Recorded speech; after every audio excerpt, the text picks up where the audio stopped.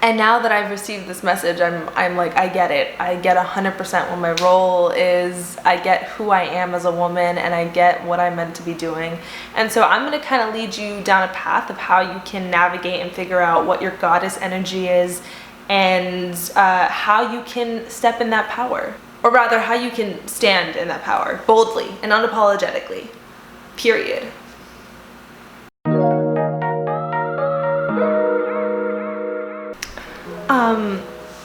Okay, I'm gonna start talking now. Hello, my kings and queens. I hope you are well, or just as well as you can be given what life is right now.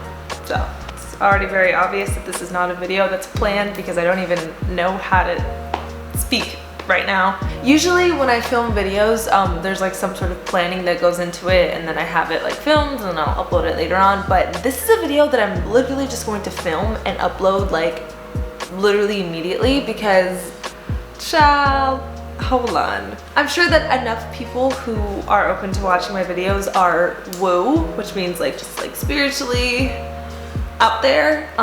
So this may not be that crazy, but for any of you who identify as more mortal-like, then maybe this seems a little bit crazy. Yesterday I went for a meditation on the beach and I did some breath work, and I'm gonna just come out and say I 100% channeled Goddess Hathor. Obviously, as you venture out further into your spiritual journey, different guides and angels and mentors are going to find you.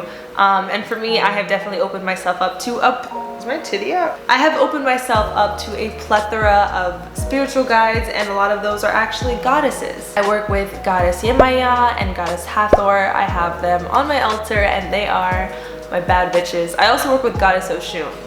So when Beyonce dropped that Oshun line, it really did a lot for me. Wow,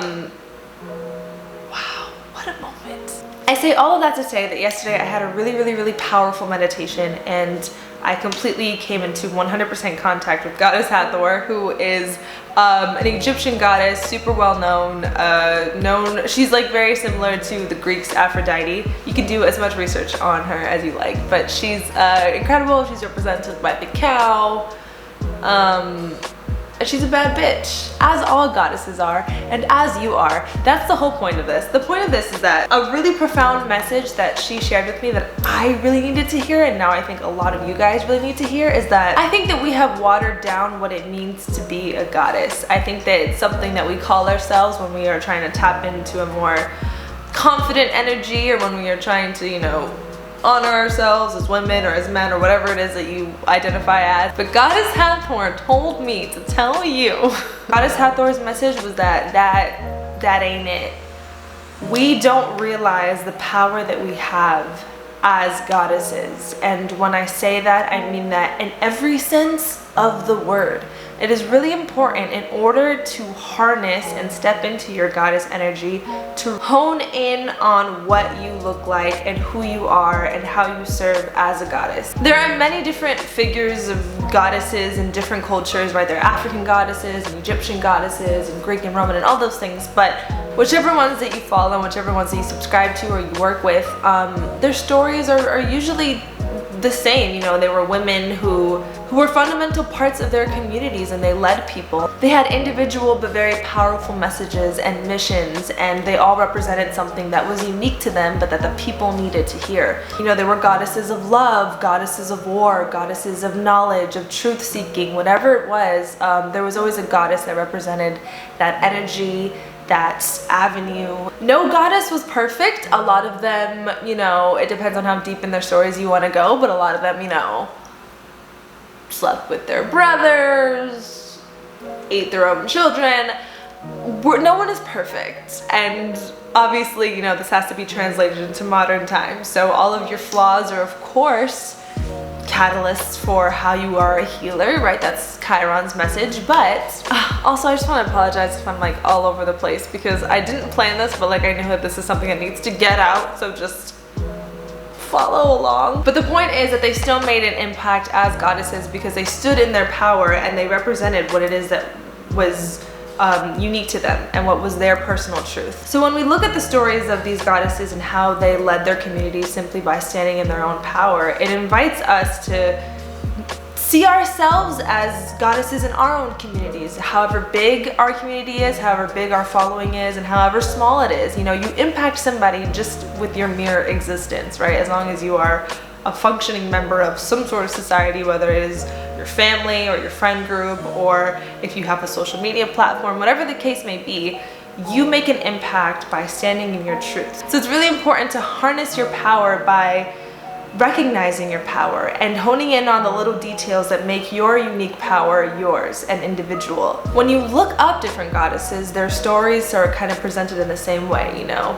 Goddess Hathor is the goddess of pleasure, joy, dance, all of that stuff. She is ruled by certain elements, represented by certain symbols. And so it's really important when we are stepping into our own personal goddess energy as women, it's important to hone in on what our story looks like. So this video is going to be a way where you can kind of like cultivate your goddess mission statement. We can't all be Aphrodite, we can't all be Artemis, we can't all be goddess Yemaya or goddess, you know, they all, Oshun, Isis, you know, some work with shadow work and releasing, and some are, you know, ones that you call in when you want pleasure and joy. We all have our individual colors and hues and powers and energies that are unique to us and that make us special and make us goddesses. So, you know, we can play the same roles in our timelines the way that these ancient goddesses from Egypt and Rome and all of these different places, the way that they played their roles in those societies. Of course, we need their mentorship, and we ask them to work with us and to lead us and to help heal us. But we also need to recognize that we are them in present day. We can make the same impact that they made in their communities by standing in our power and knowing our power and saying yes to whatever our individual call of action is. This was an incredibly empowering message for me because I think I've always said, you know, I'm a goddess, I'm this, I'm a queen, but like it's different when you say it without depth and when you understand it and when you understand it and identify with it and commit to it. I'm committing to being a goddess. And now that I've received this message, I'm like, I get it. I get 100% what my role is. I get who I am as a woman, and I get what I'm meant to be doing. And so I'm gonna kind of lead you down a path of how you can navigate and figure out what your goddess energy is and how you can step in that power. Or rather, how you can stand in that power boldly and unapologetically, period. So before we get into the fun stuff like what your goddess looks like and what you should wear to adorn your body and all of that kind of stuff, I think it's really important that we first and foremost acknowledge that in order to really stand in your goddess power, you need to think like a goddess. No matter which goddess you subscribe to, whichever goddess you want to work with, right, they're all very unique and very individual, but one common thread that is needled through all of their stories is that none of them ever questioned their power. It's extremely crucial and important that as you step into the power that you have as a goddess, that you adopt the goddess-like way of thinking. And the goddess-like way of thinking would never question their power, would never question their value, and would never question if they were enough. They simply were enough because they were them. They knew what it was that they were providing for the community, for the world, and they did so, and they knew that they were capable of doing so. Even when they were met with strife and obstacles, they always triumphed because they stood firmly in their power. And it's really important that we adopt that way of thinking. Having any sort of insecurity is just part of the human experience. It's part of having a functioning ego, and ego is not something that we should vilify. However, at the end of the day, we always need to come back to the statement that we are enough simply in our existence. We are not defined by anything that is outside of us, but rather who we are inwardly. And I feel like we get caught in the rat race of chasing our best self and chasing, you know, the you that conquers this goal or the you that looks like this one. The reality of it is that you already have all of the power. You already are exactly who you want to be, as long as you activate it and recognize it and honor it and don't question it. Do not question your power. Don't question your worth or your value as a woman, as a goddess, as a human fucking being, honestly. So step one is to think like a goddess. Shift your mindset and really step into the power that is thinking like a goddess. A goddess would never dim her light in order to fit into a space that she probably was too big for anyway. She would never shrink herself, and she would never think that she wasn't enough for what she wanted, for who she wanted, and I think that's something that we can all learn from and that we should all adopt if we really want to stand firmly in our goddess power. So after you recognize that you need to shift your mindset, which is incredibly important and completely within your control, so make the golden choice, queen, you want to come up with your goddess mission statement. But whenever you do research on any of these goddesses that I mentioned or any other goddess, you see that usually they're presented with like, this goddess is the goddess of da da da. So you want to make sure that you know what your mission statement is. So I, being the journaling queen that I am, I have already been working on mine. I'm going to share how I've broken down my own sort of like goddess cheat sheet or whatever, so that you can kind of have like a template. But mine is, I am the goddess of mysticism and truth seeking. I want to pause and say that we are multi-layered as women, and that is good. That is exactly what we are meant to be. However, we all kind of have our thing. We have our niche. We have what makes us glimmer all the more brighter. And while of course you can still be a sexual being while embracing your inner child energy, you know which parts of you you're the most comfortable presenting to the world, which parts of you which parts drive whatever your soul's purpose is, right? So for me, mysticism is really important to me. I'm a very spiritual being. I connect with otherworldly beings. I work with crystals. I work with the tarot. I do Reiki. I'm a spiritual counselor, right? Like I know spirituality is something that is part of my soul's mission, right? So I'm the goddess of mysticism, but I'm also the goddess of truth seeking because I'm a journalist and I am constantly seeking knowledge and seeking truth. And I think that a lot of my power lies in how I communicate. So those were the two really important parts of me that I thought needed to go immediately into my mission statement. So when you're cultivating yours, really hone in on what your special talents are. And you know, this can look like literally anything. If you're somebody who loves music, if you're somebody who loves writing, if you're somebody who loves the sciences, if you love botany, if you love cultivating community, if you like leadership, if you are somebody who finds pleasure in arguing or finds pleasure in leading the revolution and fighting for what's right, if you are somebody who is loud, somebody who is quiet, whatever that means for you, really hone in on who you are and what feels the most right to you as a person, and through that you will find what your mission statement is. Two journaling prompts that I think can also really help you hone in on what your mission is as a goddess is, what are my gifts and how do others get to experience them? Because that is the whole point of being a goddess. It's honing in on what powers you have to offer the world and how is the world receiving them. Now, if you're having trouble honing in on exactly what,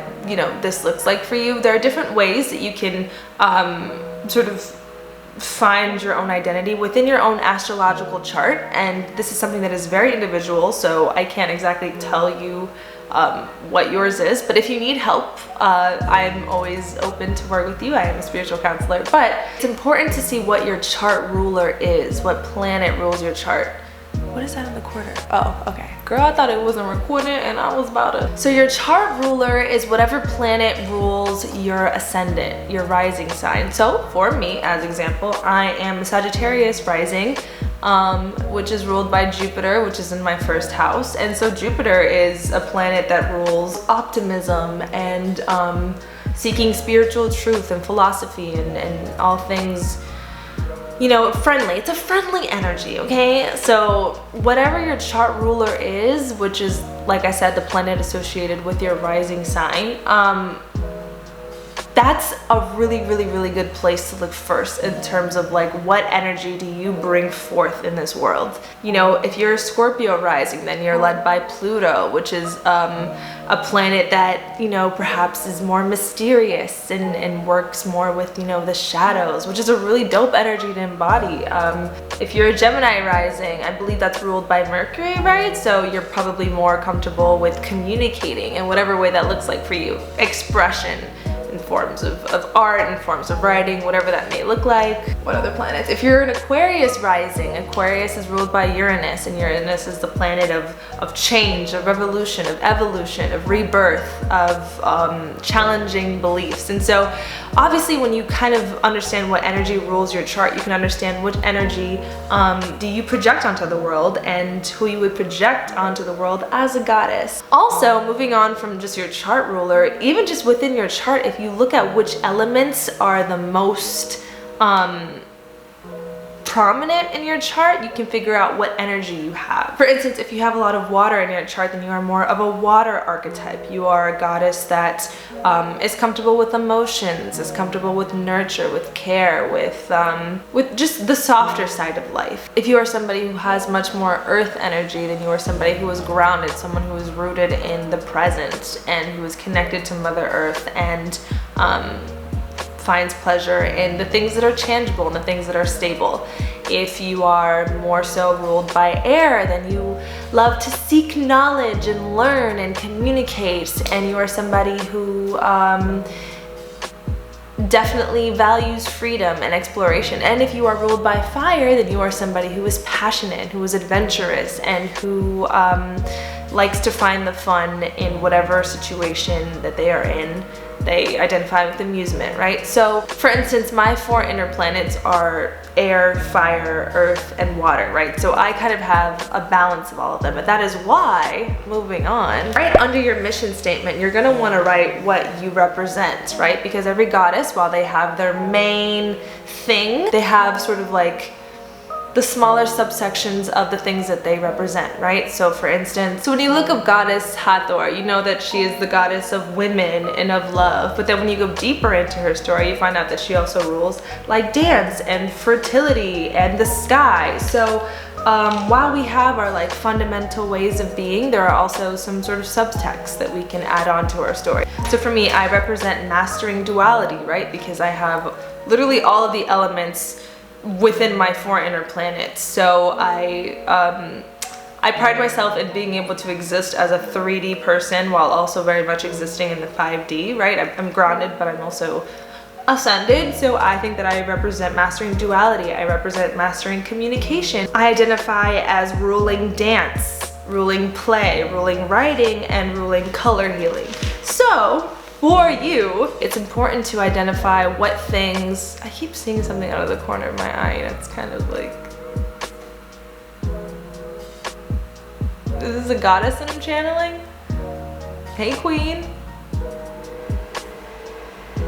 Girl. Get clear on the things that you love. You know, do you love music? Do you love, and these can show up in your hobbies, in the ways that you express yourself, right? Are you a gamer? Are you a hiker? Are you a swimmer?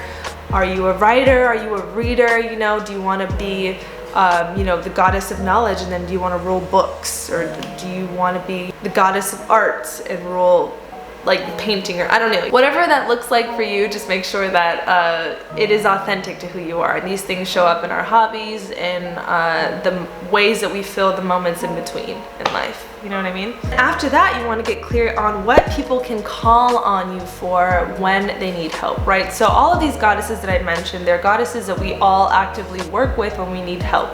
Whenever I know that I'm doing some deep inner emotional work, I call on Goddess Isis. Whenever I know that I want to step into just like my boldness as a woman, I call on Goddess Oshun. If I'm, you know, working with more emotional stuff, I'll call on Goddess Yemaya. So when you're honing in who you are as a goddess, you want to know what people can call on you for. And this can be when you're long gone and, you know, in regards to your legacy, or this can be in the community that you are in right now. You know, what do your friends call on you for? What do your family call on you for? What do you offer the people around you? And I say that you can call on me for help in your spiritual journey, right? I'm literally a spiritual counselor. assistance in communication. I'm a journalist. And healing, right? I think I find a lot of pleasure in helping people heal and helping people find the joy in their life again as they step into their childlike selves or whatever the case may be. So what do you offer the world, right? Are you someone who is exceptionally funny? Do you offer humor in dark or times of strife? Because then you can add in that you are the goddess of comedy and that people can call on you when they need to find amusement or find the lighthearted perspective of things. You know what that looks like for you, but yeah, find that out. Finally, the last part of your goddess mission statement is that you need to find what you are represented by, right? So all of these goddesses, they have their token emblem. Some goddesses are represented by the cow or the sycamore tree or specific, you know, like the lotus flower or whatever animal it is. So find out which symbols in life do you identify with and that you want to be represented by, because those later on, when I get into how we look physically as a goddess, those are things that you want to incorporate in your physical experience, right? So for me, I put that I'm represented by rainbows because I feel very, very connected to rainbows. They're always like a sign for me. If I'm ever going through anything, if I see a rainbow, it's like confirmation for something. I also feel really connected with dragonflies and the jasmine flower because my name is Jazmin. So find out what that looks like for you. What are little things in life that you identify with? And it's always very important to have an animal. Most goddesses have animals that they associate with because, right, animals are conduits of pure energy, pure divine energy. There's like no ego to taint who they are. So with animals being so pure, you want to make sure that you have an animal that you connect with. Maybe it's a very specific bird or a reptile, right? Maybe you identify with snakes or butterflies or the lion. Just make sure that you have one specific animal that you identify with as your token animal. For me, that's the dragonfly, but I do need to do more like, I need to meditate on that a bit more and see if that really is my animal. But for right now, I feel really connected to dragonflies, and they represent change and evolution. So I feel good with that. So now that you have accepted your mission as a goddess and you've honed in on who you are as a goddess, it's very important to hone in on how you are going to honor yourself as a goddess, right? So for me, I honor the goddess that I am by honoring my truth, right? Always standing in what it is that I believe in and what is true to me. By standing in my power and never questioning it, which is something that is much easier said than done, but it is something that a goddess does, and I'm a goddess, so I'm gonna do it, period. By detaching from what does not serve my goddess nature, whether that is outdated beliefs and cycles, or whether that's habits that I know drain me, as well as people that drain me, and spreading knowledge, love, wisdom, humor, and healing always. Make sure that wherever you are, in whatever situation you are embodying who you are as a goddess and standing firmly in what your goddess mission is. If you are a truth seeker, make sure that in every instance you are seeking truth. And that doesn't mean to burn yourself out and to always be like on duty, but it just means that you don't fall into playing a role that you know you were never meant to play. I also honor my goddess by honoring my body as a temple and by wearing bright colors and adorning myself. Now this is a good transition for what your goddess looks like. What your goddess looks like, the only thing that really determines that is how you feel the most powerful. If you feel the most powerful when you are wearing gray sweats and your hair is in a messy bun and you have no makeup on, then that is what your goddess look is.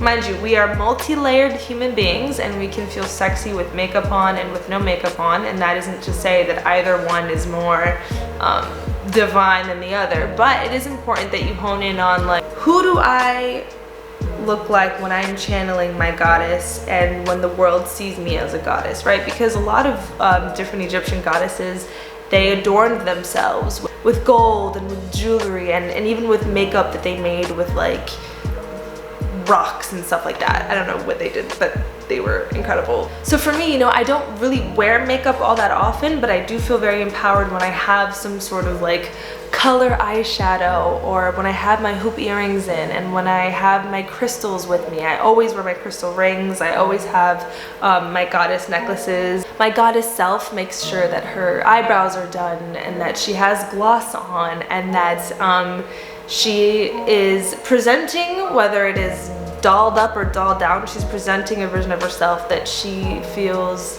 confident in. And that is the point of this whole thing. It's really making sure that you are seeing yourself as sacred, seeing your body as sacred, and seeing it as sort of the easel of who you are. So dress it up, dress it down in whichever way feels best for you, but make sure that you are caring for it and you're feeling good in it. And make sure that there are specifics for you, right? So my crystal rings are very specific for me. I also really encourage you to find a specific scent that really makes you feel the most empowered when you have it on. So for me, that is whenever I have on Jazmin essential oil, because like I said, I feel represented by the jasmine flower. I feel very connected to the jasmine flower. So when I smell like the jasmine flower, I feel very empowered as a goddess. So find your scent, find your power color, and your power color can be maybe connected to whatever chakra you feel the most comfortable with, right? So if you are somebody who is very loving, maybe green is your color. If you're somebody who works with communicating, blue. Or if you feel very rooted and earthy, then it's red. And of course we should incorporate all the colors, right? Because I'm very into color healing, but it's also nice to have kind of like your power color and have that be the color that you feel the most vibrant in, that you feel the most connected to goddess you in. But find what makes your goddess temple all the more, ooh, that was my, did you hear that? But find what makes your goddess temple all the more powerful and unique to you. Find your personal scent, your pieces of jewelry. Whatever is signature for you is what is going to make your goddess embodiment all the more special and unique. Moisturize your body. Make sure that you are putting in foods that are fueling it. And when I say that, I don't mean only eat like a raw diet and don't enjoy cake, because cake feeds your spirit, right? So make sure that you are treating your body kindly and that you're thinking kindly about it and that you are taking care of it in whichever way your body needs to be taken care of. And lastly, what I think is incredibly important when honing in on who you are as a goddess is to find goddesses that can serve as your mentor. As we are stepping into our own goddessness, it's nice to have ones that we can emulate and sort of see how they stand in their power and have that motivate the way that we stand in our power. So if this is a traditional goddess like Goddess Hathor or Goddess Aphrodite, that's perfect. But it can also be women that you just, but it can also be modern day goddesses, right? Because like I said, it doesn't, you don't need to be ancient or historical in order to serve as a goddess. I think right now we are witnessing many goddesses take full form, and I think we were blessed enough to see Beyonce stand in her goddess-like power, and that is a goddess that I absolutely work with in channeling, as well as Alicia Keys. I feel very like spiritually connected to. They don't have to necessarily be like a celebrity or a public figure, but even if it's somebody in your life, an aunt or even your mom, a woman who stands firmly in their power and who they are as a goddess, intellectually, spiritually, sexually, all of that.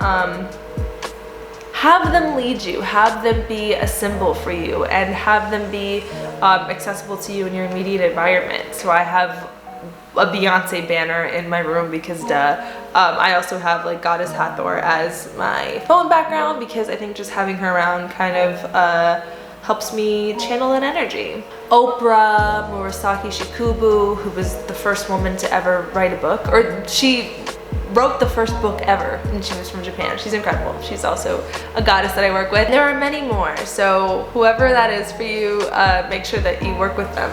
And yeah, and that's basically the first steps that you can take in really standing in your goddess-like power and identifying what your goddess-like power looks like. You know, being a goddess is something that transcends all boundaries. It's an energy that you can embody intellectually, emotionally, spiritually, physically. Being a goddess is just knowing what your truth is and standing firmly in that, and embodying your power in all hours of the day, any day of the week. And knowing that you are the shit and nobody can tell you otherwise, and not succumbing to fear, but rather facing it and saying yes to it, and serving as an example for the eyes that you may not even know are on you. And it's adoring your body, adorning your body, loving who you are and loving those around you, and holding a vision and leading in whichever way leading looks like for you. So that is a bit of my channeled message. I hope that it resonated, and I hope that this can serve in some way as guidance for how you should stand in your power boldly and firmly. So I love you, and oh, say bye, say subscribe, and that's all. My hair is on her. This is a goddess right here. Okay, that's it.